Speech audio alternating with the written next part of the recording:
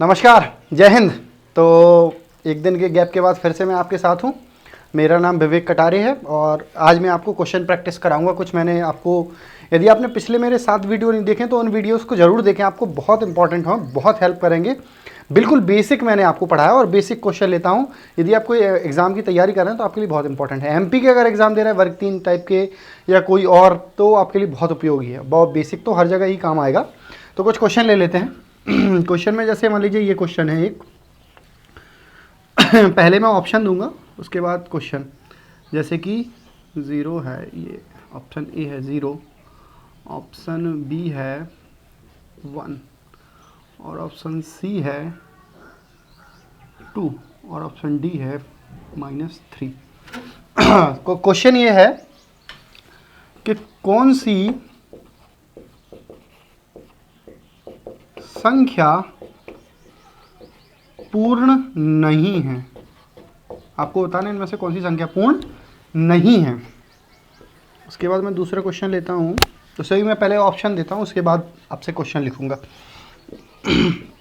Option है, पहला option ले लेते हैं 1, दूसरा ऑप्शन ले लेते हैं 0, तीसरा ऑप्शन ले लेते हैं -1 और डी है ए और ए और बी, ऐसा लेते हैं बी और सी। तो इसमें बताना है निम्न में कौन सी संख्या प्राकृत नहीं है।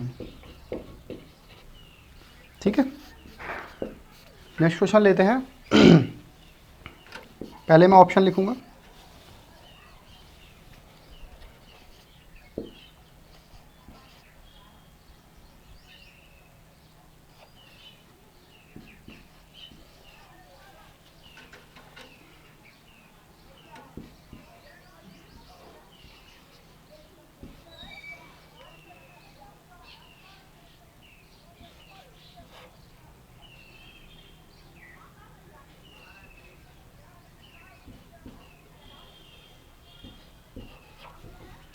निम्नलिखित में से कौन सी संख्या परिमेय नहीं है।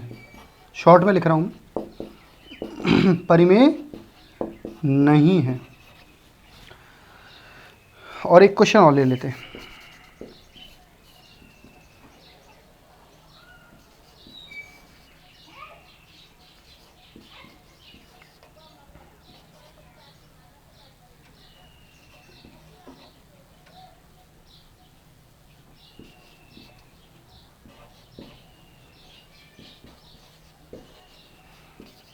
क्वेश्चन ये है, सबसे छोटी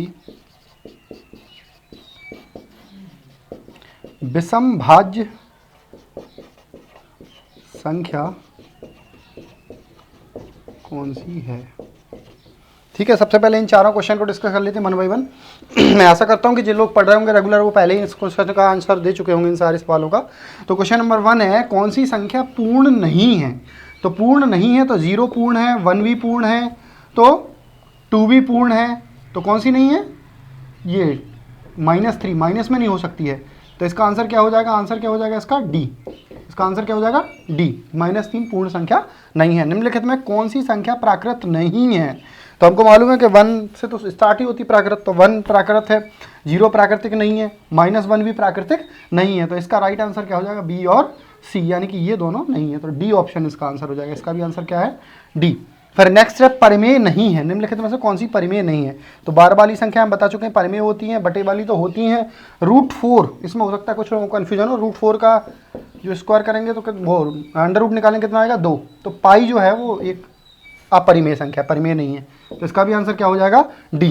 एंड नेक्स्ट, सबसे छोटी विषम भाज्य संख्या कौन सी है। इस क्वेश्चन का मैं आंसर आपको नहीं दे रहा हूं। इस क्वेश्चन का आंसर आपको मुझे बताना है, कमेंट करके कमेंट बॉक्स में बताना, और नहीं भी आता है तो वो भी बताना, या तुक्का भी आप लगा सकते हैं। लेकिन आप इसका आंसर देने को ट्राई जरूर करें, कोशिश करें। ठीक है, तो ये क्वेश्चन है, इनको प्रैक्टिस जरूर कर लीजिएगा। वेरी वेरी इंपॉर्टेंट क्वेश्चन है एमपी के लिहाज से, और बिल्कुल बेसिक क्वेश्चन है। 4 क्वेश्चन मैंने ये करा दिए हैं। इसके बाद मैं कुछ और क्वेश्चन ले लेता हूँ।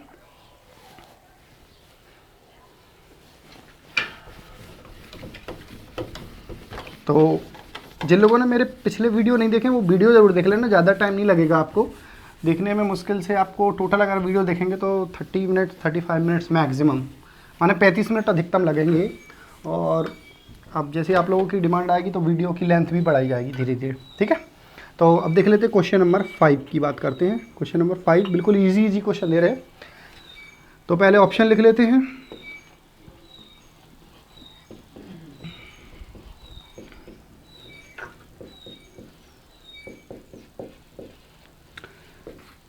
तो निम्न में कौन सी संख्या प्राकृत है, कौन सी प्राकृत है। तो आपको मालूम प्राकृत कहाँ से शुरू होती है, 1 से, तो 1 प्राकृत है, ठीक है। और भी ऐसे बहुत सारे क्वेश्चन ले सकते हैं, बहुत सारे। फिर क्वेश्चन है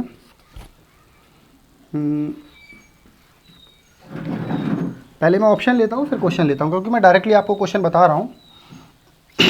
क्वेश्चन ले लेते हैं, जैसे कि ये है, हाँ, प्राकृत संख्याओं के संबंध में असत्य कथन छांटिए। कौन सा कथन असत्य है, ठीक है, पूरा नहीं लिख रहा हूं। कौन सा कथन असत्य है, गलत कौन सा है इनमें से। प्राकृतिक या प्राकृत संख्याएं सदैव धनात्मक होती हैं।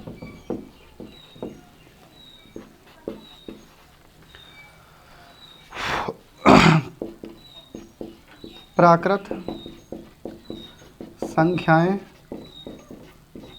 0 से प्रारंभ होती हैं। प्राकृत संख्याएं परिमेय होती हैं। और लास्ट जो ऑप्शन है वो लिखेंगे ये, सभी प्राकृत संख्याएं पूर्ण होती हैं। तो ये बताना था कि इनमें से कौन सा जो ऑप्शन है वो गलत है प्राकृतिक संख्या के संबंध में। तो प्राकृतिक संख्याएं सदैव धनात्मक होती हैं, पहले पढ़ा चुके हैं, बिल्कुल करेक्ट है। फिर उसके बाद सभी प्राकृतिक संख्या पूर्ण होती हैं, ये भी सही है। प्राकृत जितनी भी होती हैं वो परिमेय भी होती हैं। तो गलत कौन सा वाक्य, ये वाला। तो आंसर क्या हो गया इसका, बी ऑप्शन। ऐसे क्वेश्चन आपके एग्जाम में बहुत सारे आते हैं कथन छांटने के लिए कि सत्य कथन कौन सा है, असत्य कथन कौन सा है। तो ये कुछ क्वेश्चन मैंने आपको कराए हैं, इनको जरूर आप देख लीजिएगा, ठीक है।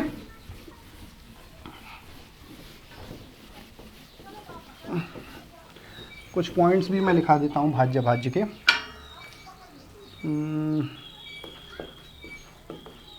सबसे छोटी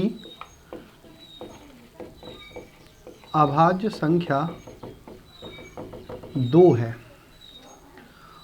2 एकमात्र ऐसी अभाज्य संख्या है जो कि सम है, ठीक है। और 3 जो है, 3 सबसे छोटी विषम